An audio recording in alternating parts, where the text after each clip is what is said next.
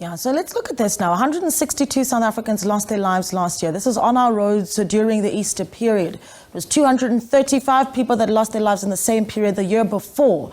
But just over a quarter of those fatal accidents were caused by drunk drivers. Well, to remind us about the importance of staying sober while traveling to our holiday destinations this Easter weekend, we are joined by Caro Smit, who's the Director of South Africans Against Drunk Driving, or SAD. Caro, a good morning to you. Thank you so much for giving us your time. It's a pleasure. Good morning, my lady. So I started with the numbers because I think it's easy for one to think, okay, 162 last year, 235 the year before, that we're making progress. Do you see that as progress, or do we still have very much a drunk driving crisis in the country that needs serious attention? I think we still really have a drunk driving crisis, or drink driving as we call it, because if you have anything to drink, it affects your driving skills. Because the other thing, my lady, is that we have been told by international experts that only 1 in 10 of the deaths are actually captured. So it would actually be much, much worse than what it seems. And also, we are not telling how many people have been injured or severely injured in those crashes. So we really have a crisis. Yeah, what are we doing in terms of the awareness? I mean, we have the conversations just before every holiday period, and it seems that the spotlight, I suppose, on drunk driving really does come on before Christmas and before Easter. Yes, it certainly does. But the thing is, we don't need so much to say to people, please be the change, please take personal responsibility. We need to have every single traffic officer and every police officer on the road with breathalyzers who just tests as many people as they can. And if the people are over the legal limit, maybe they should have their car keys taken away, their car put to the side of the road, even if it's put there for 5 hours or whatever.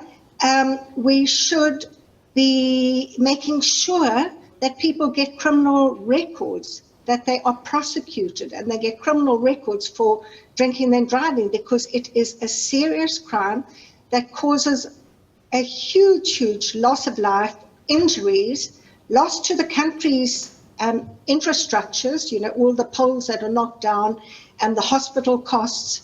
So it's not so much the talking, it's the actions we need. We need enforcement by the government, and then we need prosecutions and we need actions. So that people are scared of actually going on the road, because the only way people change their behavior is if they're scared of the legal and the financial repercussions of their actions. So they should get huge fines.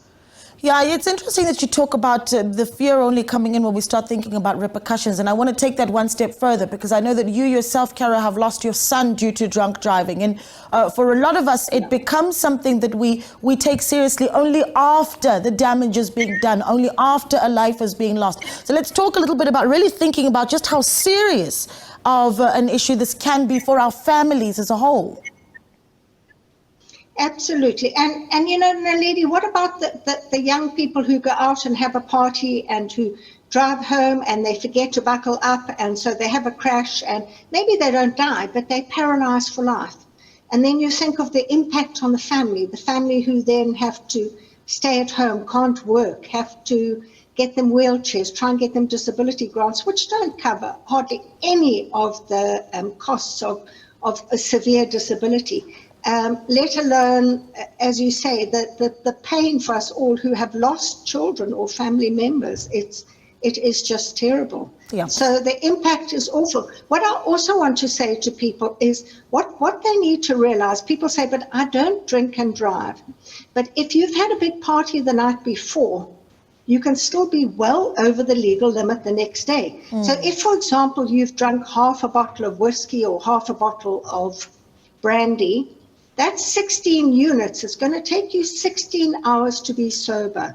So that's the thing that's so important in terms of the education. People should be knowing that. But the one way people learn that is if they are tested and they found to have alcohol in their system, then they won't do it again. Even if it's from the night before. That's a really good one for us to think about, Caro. Absolutely.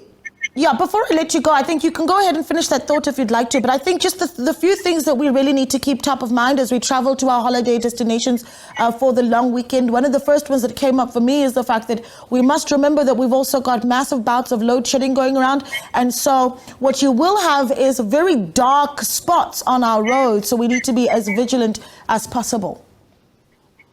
Absolutely. And also, what you need to do is, if you see someone else near you who's driving in a strange way, weaving from lane to lane, they might be on their cell phone and so they're distracted, or they might be tired and about to fall asleep, or they might have been drinking. Stay well clear of that person and don't overtake them. Just be very, very careful. So watch out the whole time, buckle up your whole family, because if you're hit by a drunk driver, and your car rolls, if the people in the back are not strapped in, they're going to be flung out and killed. So that the safest thing to do is buckle up, don't go on your cell phone, don't drink and drive, or drink the night before, too much the night before, and keep in the speed limit, and obviously don't overtake if there is a solid line or if it's unsafe to do. Yeah. So we hope you all get home safely. We hope you have a very, very good Easter festive season, and speak to you soon. Yeah, always a pleasure chatting to you. Caro Smit, there, the Director of South Africans Against Drunk Driving, reminding us of things we talk about quite often here in the country, but as we get to holiday seasons, we want to save as many lives as possible.